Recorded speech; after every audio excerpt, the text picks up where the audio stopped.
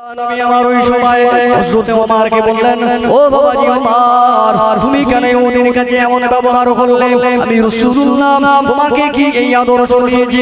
আল্লাহ নবী যখন ওমরকে এই কথা বললেন, ওই সময় ওমর বললেন, ইয়া রাসূলুল্লাহ, ইয়া হাবিবাল্লাহ, আমি ওমর আমার জীবনের থেকে আপনাকে বেশি ভালোবাসি। কারণ আল্লাহর নবী হাদিস পাকের ভিতরে বললেন, আনাস ইবনে মালিক রাদিয়াল্লাহু তাআলা আনহু ক্বালা রাসূলুল্লাহ সাল্লাল্লাহু আলাইহি ওয়াসাল্লাম, লা ইউমিনু আহাদুকুম হাত্তা আকুনা আহাব্বা ইলাইহি মিন ওয়ালিদিহি ওয়া ওয়ালাদিহি ওয়ান নাস আজমাইন। আল্লাহর নবী আমার হাদিস পাকের ভিতরে, বুখারী মুসলিম শরীফের হাদিস, আল্লাহর নবী আমার এই হাদিস পাকের ভিতরে বললেন, আমি রাসূলুল্লাহ জানিয়ে দিয়ে দিলাম, তোমাদের ভিতরে কেউ ততক্ষণ পর্যন্ত মুমিন হতে পারবে না যতক্ষণ পর্যন্ত না আমি রাসূলুল্লাহ আমাকে তার বাপ মা বিবি বাল বাচ্চা সম্পদ এমনকি দুনিয়ার সমস্ত মানুষ অপেক্ষা আমি রাসূলুল্লাহ আমাকে যে বেশি না ভালোবাসতে পারলো, আমি রাসূলুল্লাহ জানিয়ে দিলাম ওই ব্যক্তিটা মুমিন নয়। তাই হযরত ওমর বললেন, ইয়া রাসূলুল্লাহ, আমার কলিজার থেকে, আমার জীবনের থেকে আমি আপনাকে বেশি ভালোবাসি। আমি ওমর বেঁচে থাকতে আপনাকে কষ্ট দেবে, আপনার বেয়াদবি করবে, আমি ওমর এটা মেনে নিতে পারি না। এই জন্য আমি আপনার ওই ইহুদির জবাবের জন্য দাঁড়িয়ে গেলাম। ইয়া রাসূলুল্লাহ, ইয়া হাবিবাল্লাহ, মদিনার জমিনে দুর্ভিক্ষ দেখা গেল, আমাদের কাছে খাওয়া দাওয়ার মতো তো কিছু নাই। ইয়া রাসূলুল্লাহ, আমাদের বাড়িতে বিবি বাল বাচ্চা, বৃদ্ধা বৃদ্ধ মা বাবাগুলো তারা মারা যাওয়ার উপক্রমের জায়গায় পড়ে গিয়েছে। ও নবী, আমাদের জন্য কিছু ব্যবস্থা করুন। আল্লাহর নবীর কাছে কিছু নাই, দেওয়ার মতন কিছু নাই। নবী আমার গুটি গুটি গুলি পায় মদিনার শেষ প্রান্তে একটা ইহুদিদের পাড়া ছিল, ওই ইহুদিদের পাড়ায় নবী আমার চলে গেলেন। নবী আমার চলে গেলেন, ওখানে গিয়ে একজন ইহুদির সঙ্গে আল্লাহ নবীর সাক্ষাৎ হয়ে যায়। আল্লাহ নবী আমার ওই ইহুদিকে বলতে লাগলেন, ও ভাই ইহুদি, আমি রাসূলুল্লাহ, আমি মুহাম্মদ সাল্লাল্লাহু আলাইহি ওয়াসাল্লাম আপনার কাছে এসেছি, আপনি কি আমাকে কিছু পয়সা ধার দেবেন? কিছু অর্থ আমাকে ধার দেওয়া যাবে? আল্লাহ নবী যখন অর্থটা চাইতে গেলেন, ইহুদি আমার ওই সময় আল্লাহ নবীর যেহেতু হাদিস পাকের ভিতরে নবী আমার বললেন, মুসলমানের শত্রুগুলো ইহুদিরা। আল্লাহ কোরআনুল কারীমের ভিতরে বললেন, নাসারারা হলো মুসলমানদের জানের শত্রু, যারা মূর্তি পূজা করে এরা মুসলমানের কোনদিন বন্ধু হতে পারে না। এই ইহুদিটা আল্লাহ নবীকে মারার জন্য সুযোগের অপেক্ষায় ছিল। এমন সময় নবী যখন পয়সা চাইতে গিয়েছে, ওই সুযোগটাকে ক্যাশ করে নিয়ে সঙ্গে সঙ্গে ইহুদি বলতে লাগলেন, ও মুহাম্মদ সাল্লাল্লাহু আলাইহি ওয়াসাল্লাম, আমি আপনাকে পয়সা দিতে পারি, আপনাকে টাকা দিতে পারি, কিন্তু কতদিন পরে আপনি আমাকে টাকা ফেরত দেবেন? আল্লাহ নবীর সঙ্গে চুক্তি হয়ে গেল, 1 মাসের চুক্তি হয়ে গেল। নবী আমার ওই ইহুদির কাছ থেকে টাকাটুকু নিয়ে আল্লাহ নবী আমার মদিনা জমিনে চলে আসলেন।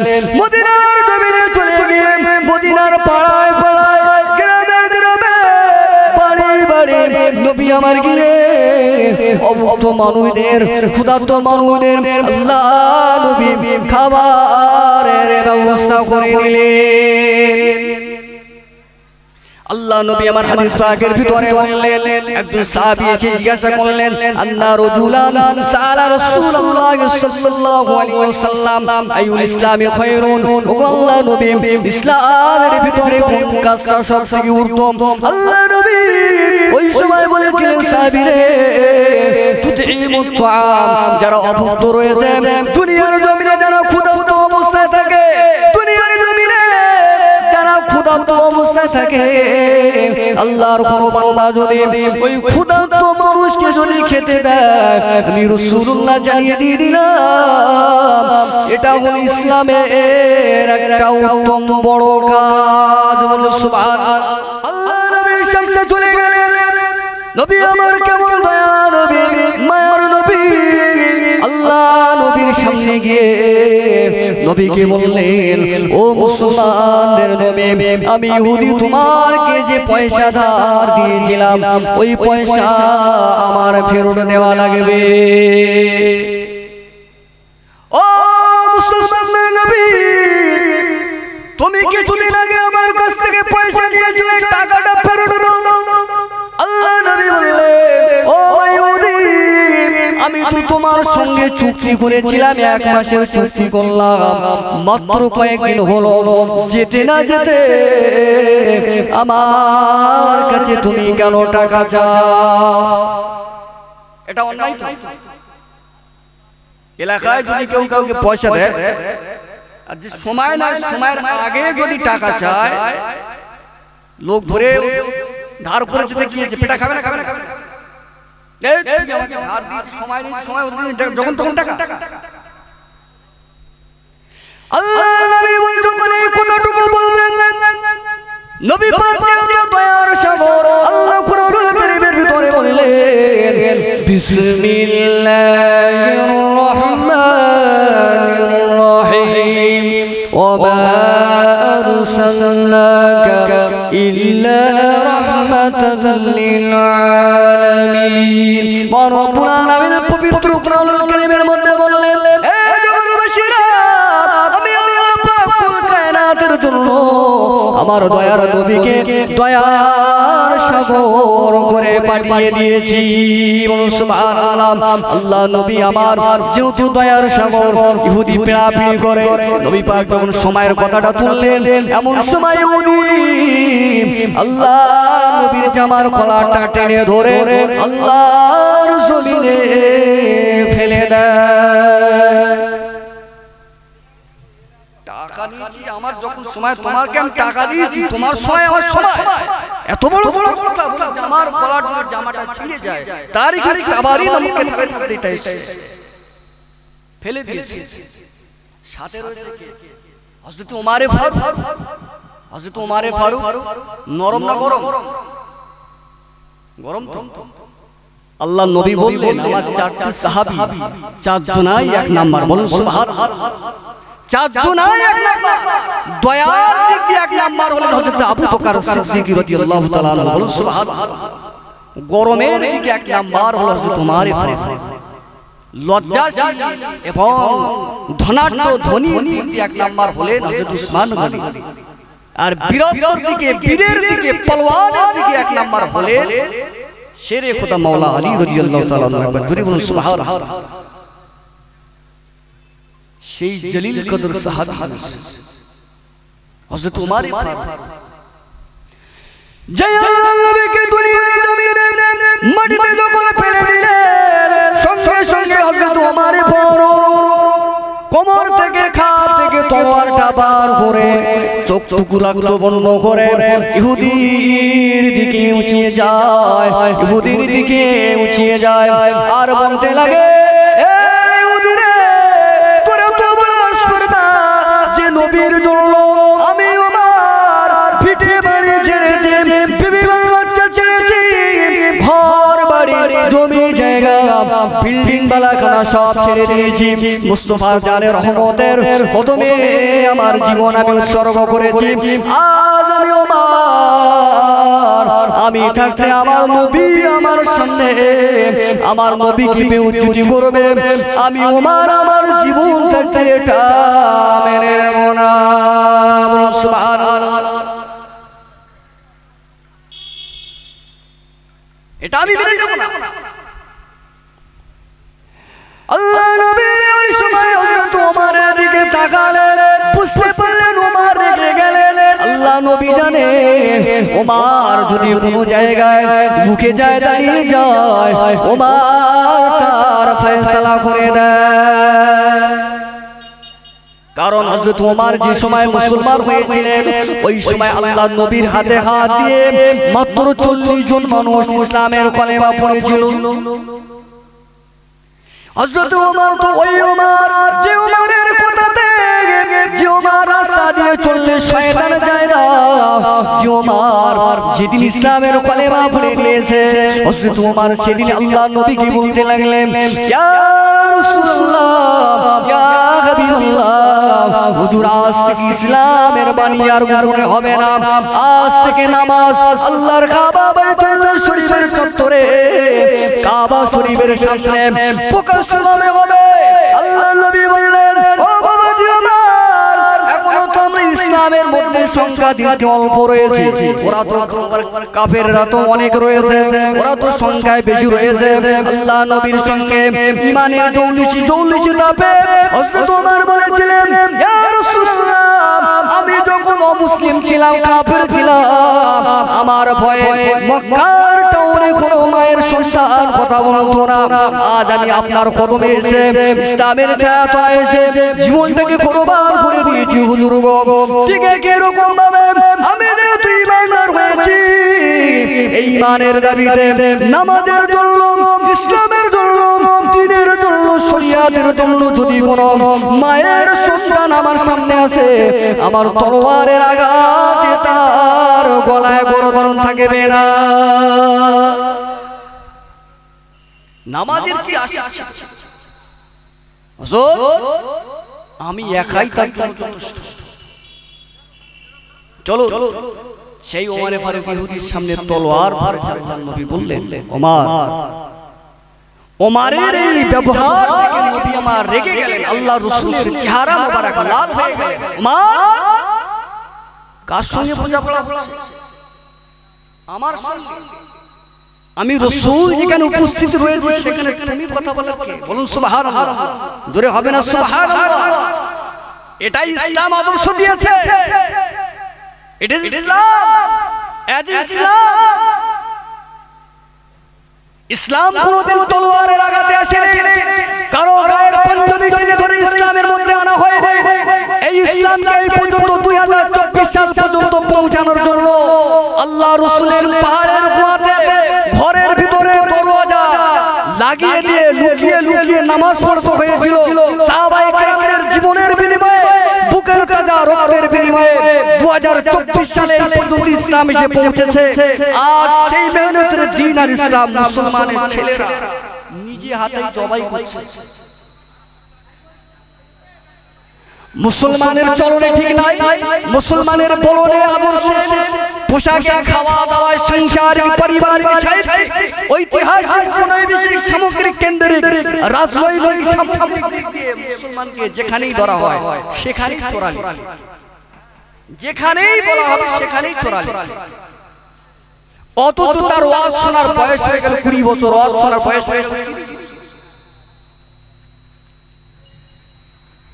আল্লাহ নবী আমার ওই সময় হযরত ওমরকে বললেন, ও বাবাজি ওমর, তুমি কেন ওদের কাছে এমন ব্যবহার করলে?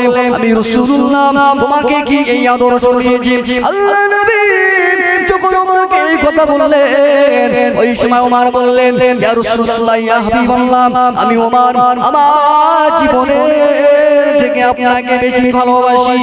কারণ আল্লাহর নবী হাদিস পাকের ভিতরে বললেন, আনাস ইবনে মালিক রাদিয়াল্লাহু তাআলা আনহু قال رسول الله صلى الله عليه وسلم لا يؤمن أحدكم حتى أكون أحب إليه من والده وولده والناس أجمعين। আল্লাহ নবী আমার হাদিস পাকের ভিতরে, বুখারী মুসলিম শরীফের হাদিস, আল্লাহ নবী আমার এই হাদিস পাকের ভিতরে বললেন, আমি রাসূলুল্লাহ জানিয়ে দিয়ে দিলাম, তোমাদের ভিতরে কেউ ততক্ষণ পর্যন্ত মুমিন হতে পারবে না যতক্ষণ পর্যন্ত না আমি রাসূলুল্লাহ আমাকে তার বাপ মা বিবি বাল বাচ্চা সম্পদ এমনকি দুনিয়ার সমস্ত মানুষ অপেক্ষা আমি রাসূলুল্লাহ আমাকে যে বেশি না ভালোবাসতে পারলো, আমি রাসূলুল্লাহ জানিয়ে দিলাম ওই ব্যক্তিটা মুমিন নয়। তাই হযরত ওমর বললেন, ইয়া রাসূলুল্লাহ, আমার কলিজার থেকে, আমার জীবনের থেকে আমি আপনাকে বেশি ভালোবাসি। আমি ওমর বেঁচে থাকতে আপনাকে কষ্ট দেবে, আপনার বেয়াদবি করবে, আমি ওমর এটা মেনে নিতে পারি না। এই জন্য আমি আপনার ওই ইহুদির জবাবের জন্য দাঁড়িয়ে গেলাম। সুবহানাল্লাহ। বাড়ির রাস্তা ধরলে বেশ কিছুদিন যখন চলে গেলে আল্লাহ নবী আমার ওই সময় আল্লাহ আল্লাহ নবী ওমরকে লক্ষ্য করে বলতে লাগলেন, ও বাবাজি ওমর, আমি রাসূলুল্লাহ তোমাকে ডাকি, শোন। হযরত ওমর দাঁড়িয়ে গেলেন। আল্লাহ নবী আবার আসলেন, ওমরকে বলতে লাগলেন, শুধু ইহুদিটাকে দেনা পরিশোধ করলে হবে না, ওই ইহুদিটা উপরে তুমি খাজুরের বিনিময়ে খাজুর দিয়ে দেনা মেটাবে, আর খাজুরের বিনিময়ে তুমি যে অন্যায় ভাবে আমি রাসূল থাকা অবস্থায় নিজে হাতে বিচার তুলে নিলে, এরই উপরে তোমারে সাজা শাস্তি হিসাবে আর 1 মণ বেশি খেজুর ওই ইহুদিকে দিয়ে দেবে। জোরে হবে না সুবহানাল্লাহ? শুধু দেনা দিলে হবে? আমি রাসূল থাকা অবস্থায় তুমি ওখানে বিচার করতে চেয়েছিলে, এটা অন্যায় করেছো, এর জন্যই সাজা স্বরূপ তোমাকে আমি আরো 1 মণ খেজুর ঘাড়েতে চাপিয়ে দিলাম, তোমাকে দিয়ে দিতে হবে। হযরত ওমর কোন চিন্তা ভাবনা করলেন না। এখন আমার সময়ে যদি এটা হতো, কোন জায়গায় চলে যেতে পারে আপনারা ভাবেন? জ্ঞানী মানুষের জন্য ইশারা যথেষ্ট। হযরত ওমর ফারুক রাদিয়াল্লাহু তাআলা আনহু ইহুদিটাকে সঙ্গে নিয়ে চলে গেলেন। গুটি গুটি পায়ে বাড়িতে চলে যায়, আর খেজুরের ফল দেখে যে জায়গায় খাজুর থাকে ওই খাজুরের রুমটাকে দেখিয়ে দিয়ে বললেন, ও ভাই ইহুদি, এই যে খাজুরের গোডাউন রয়েছে, আমি ওমর ঘরের দরজা খুলে দিয়ে দিলাম, তোমার যতটা মন চায় এই জায়গাতে খাজুর নিয়ে তুমি চলে যাবে। সুবহানাল্লাহ। এই কথা বলে হযরত ওমর চলে গেলেন।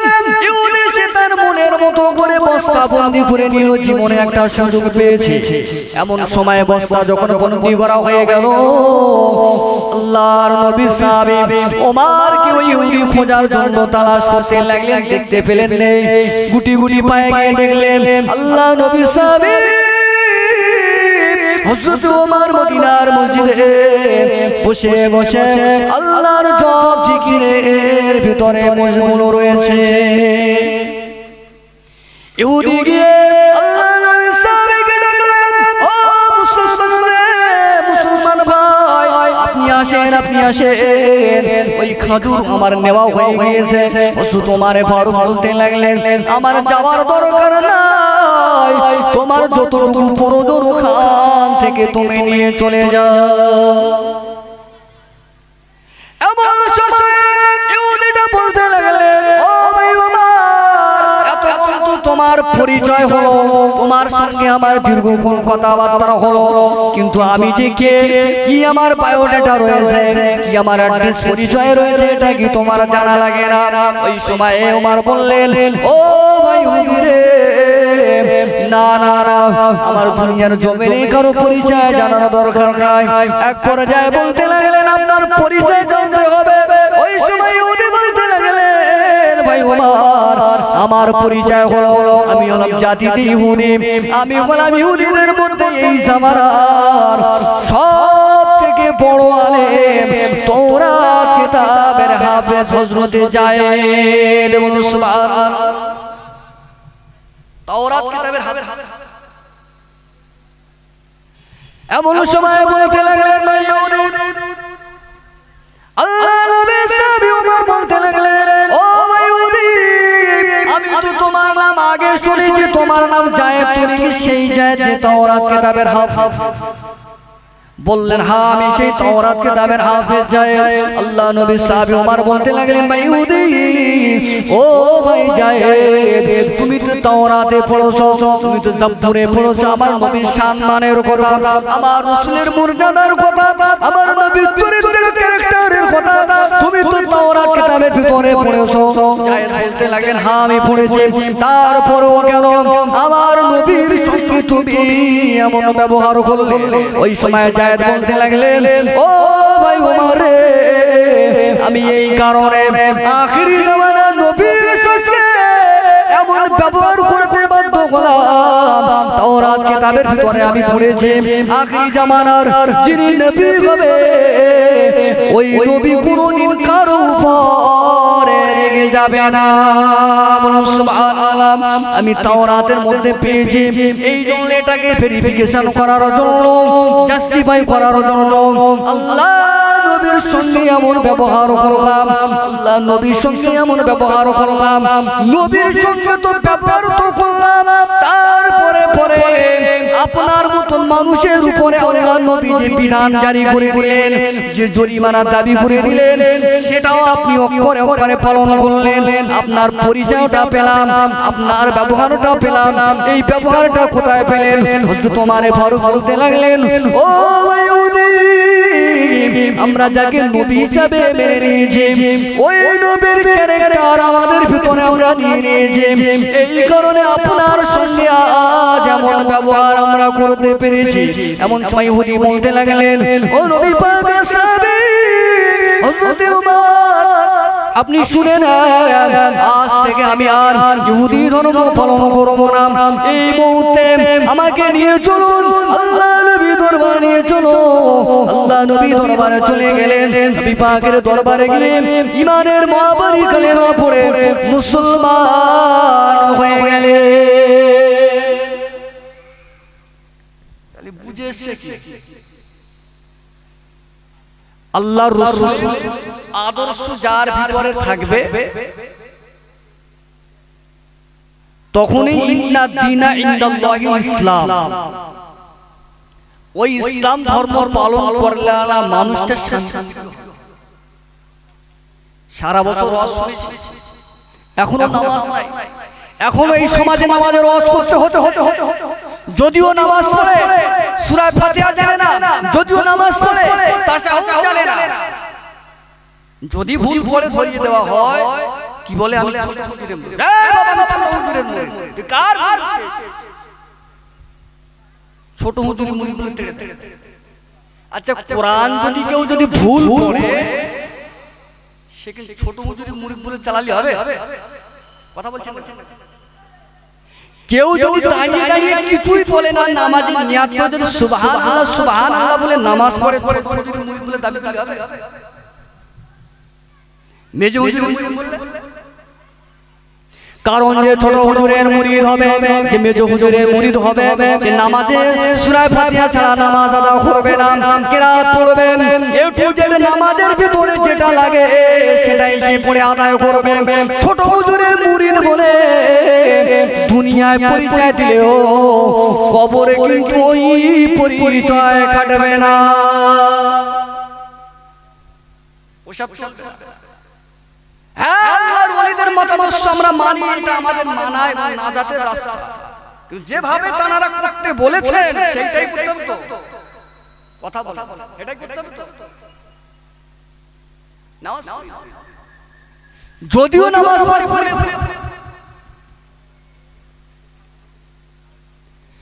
নামাজ আজকে নামাজের ওয়াজ কেন করতে হয়?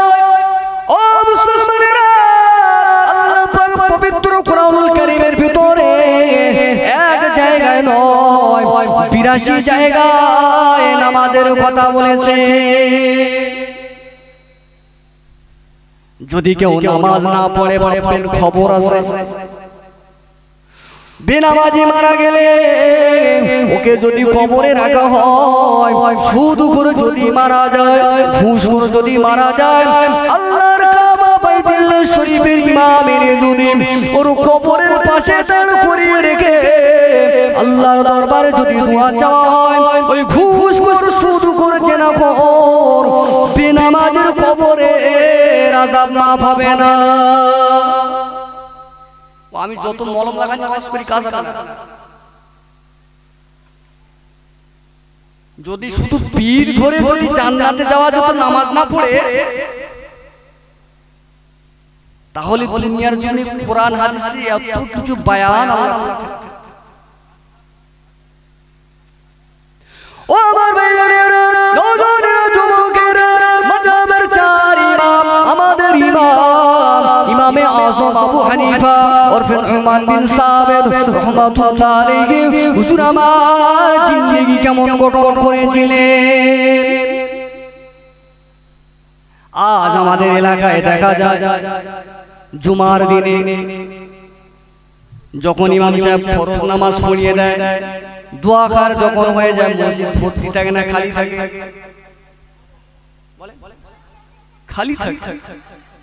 তার মানে দুই রাকাত নামাজ দাদা হুজুর মানে। আবার আমরা যারা আমার তাবলীগী ভাইদেরকে আমরা দোষ দেই, তাহলে আমি যদি আখেরি জোহরের নামাজটা যদি না পড়ি, তাহলে তাবলীগী ভাইয়ের সঙ্গে আমার কি তফাৎ আছে? কেন তাদেরকে বেদাতি আমরা বলতে যাব? আখেরি জোহর তো আমাকে পড়তে হবে, কবলাল জুমা বাদাল জুমা তো আমাকে পড়তে হবে।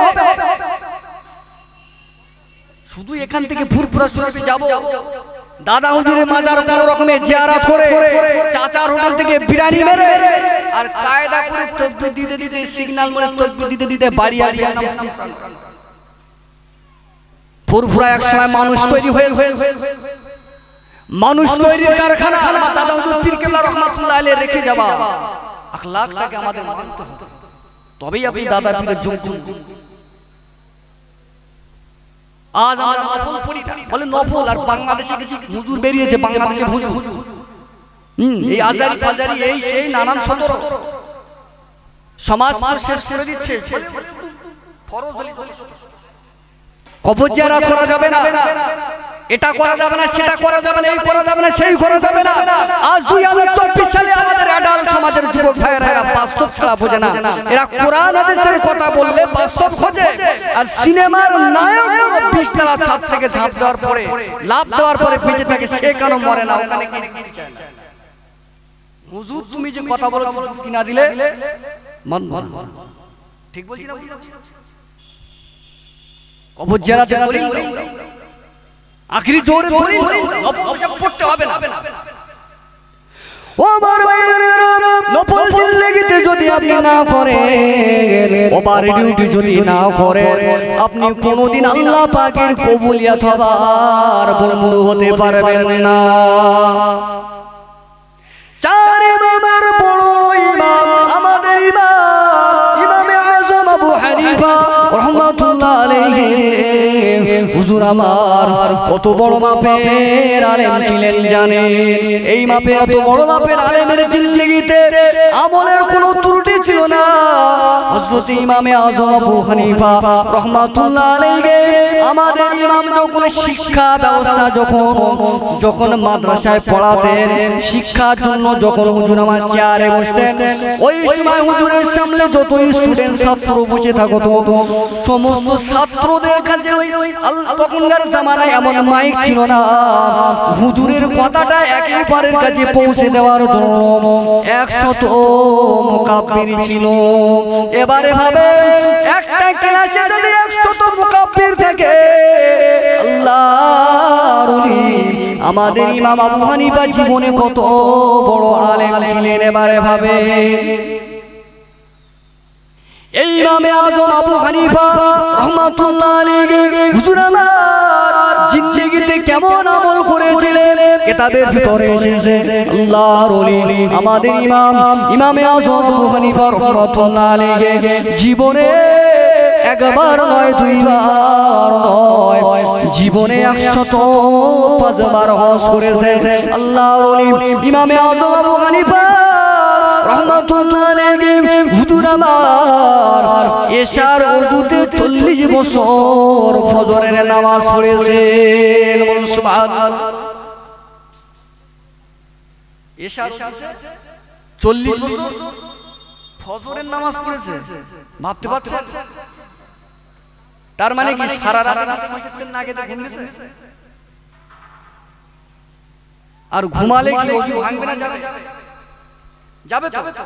তাহলে এশার ওযুতে যদি ফজরের নামাজ একদিন নয়, এক মাস নয়, 2 বছর নয়, 10 বছর নয়, 40 বছর যদি ফজরের নামাজ পড়ে,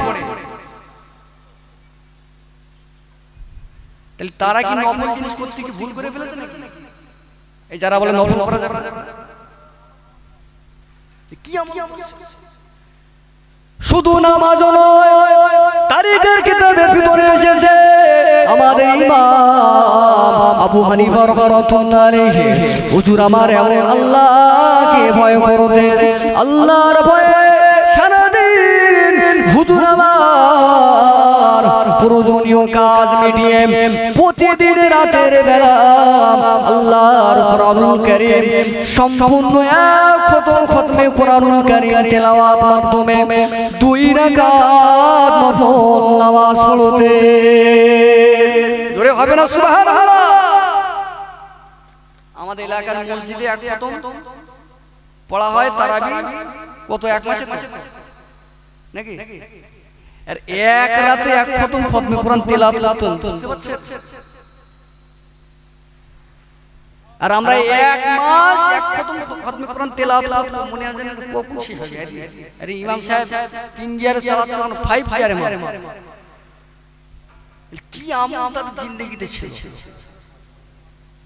বলে বলে ইমাম আবু হানিফা রাহমাতুল্লাহ আলাইহি তানার আমরা মাসলাকের মানুষ, এজন্য আমাদের তানার থেকে শিক্ষা নিতে হবে। আমরাও যদি অতটা নফল না করতে পারি, অন্তত আল্লাহ পাকের ফরজ ইবাদত বندگی করা দরকার আছে। আগে মসজিদগুলো ছিল কাঁচা, আগে মসজিদগুলো ছিল ভাঙা চড়া, আগে ছিল মসজিদ পাকা কাঁচা, সাহাবীদের ঈমান আমল ছিল পাকা। এখনো হলো মসজিদ পাকা, আমাদের ঈমান আমল হলো কাঁচা। সাহাবীদের কাছে আগে ছিল নবী রাসূল খোদা, আমাদের কাছে আগে হলো চিটিংবাজি আর ধোঁকা। সাহাবীরা বেশি ভালোবাসতেন আল্লাহর নবীকে, আমরা বেশি ভালোবাসি সিনেমার নায়িকাকে। সাহাবীরা বেশি ভালোবাসতেন কোরআন হাদিসকে, আমরা বেশি ভালোবাসি নিজের স্ত্রী বেগম সাহেবাকে। ও নবীর উম্মতেরা, এজন্য আমি শুরুতে পবিত্র কোরআনুল কারীমের আয়াত পড়লাম। আল্লাহ কোরআনুল কারীমের ভিতরে জানিয়ে দিলেন, ইয়া আইয়ুহাল্লাযীনা حق تقاته ولا تموتن إلا وأنتم مسلمون। মান রব্বুল আলামিন আমার আল্লাহ পাক আয়াত কারীমের ভিতরে বললেন, বান্দারে দুনিয়ার জমিনের সর্বক্ষেত্রে আমি আল্লাহ পাক আমাকে তোমরা ভয় করবে।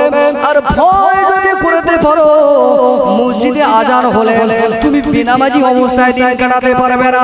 মসজিদে আজান হয়ে যাবার পরে দুনিয়ার তোমার ব্যবসা বাণিজ্য, মাসের চাষবাস সব কিছু ফেলে দিয়ে আল্লাহর ঘর মসজিদে চলে যেতে পারো। কেননা মুসলমানেরা শুনে না, নামাজ নামাজ নামাজ নামাজ। আল্লাহ নবী আমার হাদিস পাকের ভিতরে বললেন, ও আমার সাহাবীরা, আল্লাহ পাক হাসরের ময়দানে সর্বপ্রথমে বান্দাদেরকে যে প্রশ্নটা করবে সেটা হলো নামাজ। আর ওই নামাজের উত্তর যদি না দিতে পারে, আমি রাসূলুল্লাহ জানিয়ে দিয়ে দিলাম ওর ঠিকানা হবে জাহান্নামে। আমাদের ইমাম আবু হানিফা রাহমাতুল্লাহ আলাইহি আল্লাহর ভয় করতেন। সারাদিন 5 ওয়াক্ত নামাজ আদায় করার পাশাপাশি সারাটা রাত দাঁড়িয়ে দাঁড়িয়ে দাঁড়িয়ে আল্লাহর মহব্বতে, আল্লাহর ভয়ে, জাহান্নামের ভয়ে গোটা রাতটা নামাজের ভিতর দিয়ে, গোটা রাতটা জিকিরের মাধ্যমে, গোটা রাতটা তাসবিহ তাহলিলের মাধ্যমে আমাদের ইমাম কাটিয়ে দিয়েছিল।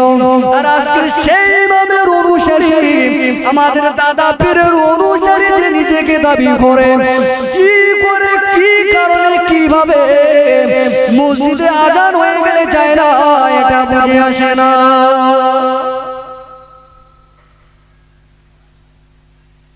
কেন আমাদের মধ্যে সওয়াল?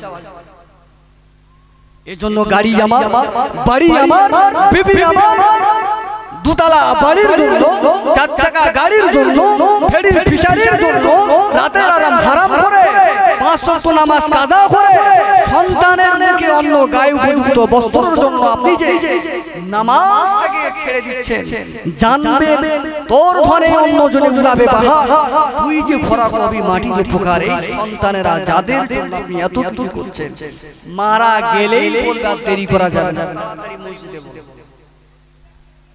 এরাও যাবে, এরাও যাবে। আপনারা বলেন হুজুর এদের কথা বাদ, আমাদের আব্বা মা 10 বছর 20 বছর হয়ে গেছে করে দিয়েছি, আমরা নিজেরাই যাই, তাই তো আমরা যাই বছর 2 বার 3 বার আমরা কবরস্থানের ধারে যাই। আর ওরা আমাদের জেনারেশন যারা আসছে ওরা যে যাবে, আর বাংলাদেশে যা ফতোয়া মারতেছে যাবে বলে আর এজন্য কবি কি বলেছেন, একদিন তোমার নাম মসজিদে হবে না, একদিন তোমার নাম মসজিদে হবে না, তৈরি থেকো তৈরি রেখো কবরের মান সামান, কবরের মান সামান, একদিন তোমার নাম মসজিদে হবে না।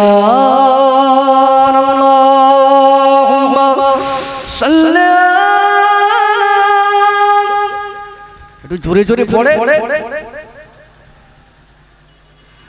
ওয়ালা আলি সাইয়্যিদিনা।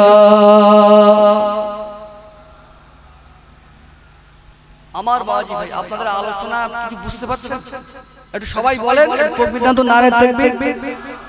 এখন তো বাজে আপনার 8:55, এখন হুজুর আসবে সেই মনে 12টার দিকে উঠবে, এখন যদি এই হাল হয় তখন মনে হয় একটু ঝেড়ে তাকবীর দান নারে তাকবীর, নারে তাকবীর।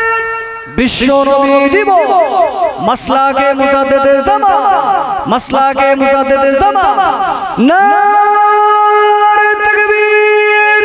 একটু দরুদ পড়েন আল্লাহুম্মা সাল্লি আলা সাইয়্যিদিনা ওয়া আলা আলি সাইয়্যিদিনা। 2 নাম্বার বিষয়, আমি বুখারী মুসলিম শরীফ থেকে হাদিস পড়েছিলাম, আল্লাহ নবী বললেন আল ঈমানু বিদ'উন ওয়া সাবউনা শুবা, ঈমানের মধ্যে 70টা শাখা প্রশাখা রয়েছে। ফাহদুল্লাহ কাউলু লা ইলাহা ইল্লাল্লাহ, এই কথাটা বলা যে আল্লাহ ছাড়া কোনো মাবুদ নেই। মিশকাত শরীফের প্রথম হাদিস হলো, মিশকাত শরীফের 2 নাম্বার হাদিস হলো বুনিয়াল ইসলামু আলা খামস, ইসলামের মূল ভিত হলো 5টা।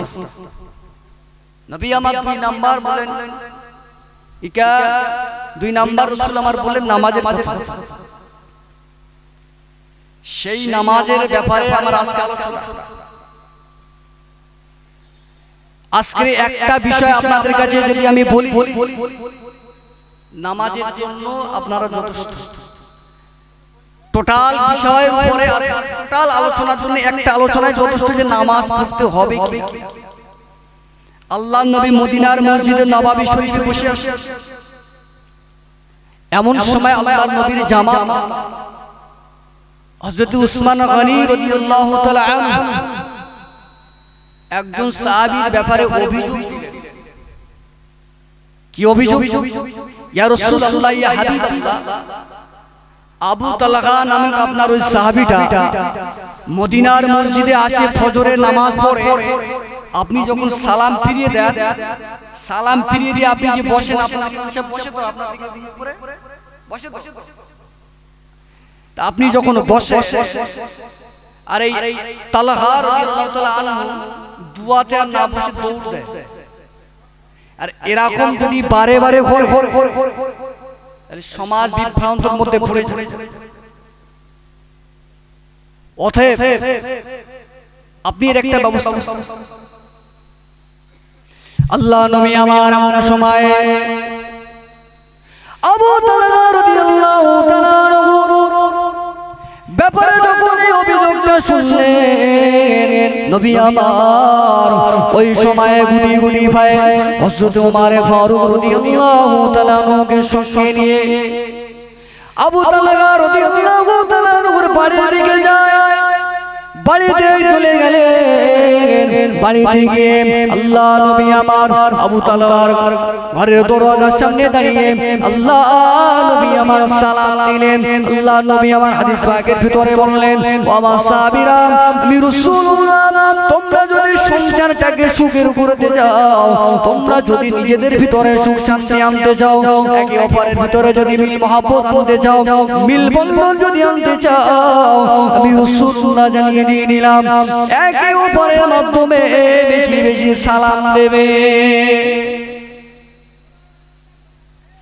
ও সাহাবীরা তোমরা যদি সংসারটাকে সুখের করতে চাও স্বামী স্ত্রীকে সালাম দেবে স্ত্রীকে স্বামী সালাম দেবে বাপ বেটাকে সালাম দেবে বেটা বাপকে সালাম দেবে আজ আমাদের সমাজে এইগুলো আছে বলে মনে হয় আছে নেই আমি নিয়ে যাচ্ছি যে এক জায়গাটা বলতে পেরেছিলাম কেন এখানে শিক্ষা আছে এক অপরের সালাম আজকে আমরা সালাম দিচ্ছি বাইরে থেকে স্বামী বাইরে এসে স্ত্রীকে সালাম দিচ্ছে কোথায় রে স্ত্রী সালাম নবী বললেন যে সংসারে স্বামী স্ত্রীর মাধ্যমে সালাম বিনিময় হয় বাপ বেটার মাধ্যমে সালাম বিনিময় হয় গ্রামবাসীর ভিতরে সালাম বিনিময় হয় আমি রাসূলুল্লাহ জানিয়ে দিলাম তাদের উপরে আল্লাহর রহমত বর্ষণ হয় বলুন সুবহানাল্লাহ হুজুরের কাছে তদবির করতে যাচ্ছে হুজুর এমন বলে দাও যেন ওঠে আর ওই তদবির মাদলি বলা জ্বলাতে হবে না রাসূলের এই হাদিসটা যদি স্বামী স্ত্রী বাপ বেটায় যদি আমরা আমল যদি করি তা আমাদের ভিতরে আল্লাহর পক্ষ থেকে অটোমেটিক তাবিজ কাজ হবে বলুন সুবহানাল্লাহ আল্লাহ রাসূল আমার সালাম দিলেন সাহাবী আল্লাহ নবী বললেন যখন তোমরা কারো বাড়িতে যাবে বাড়িতে যাওয়ার আগে তোমরা প্রথমে সালাম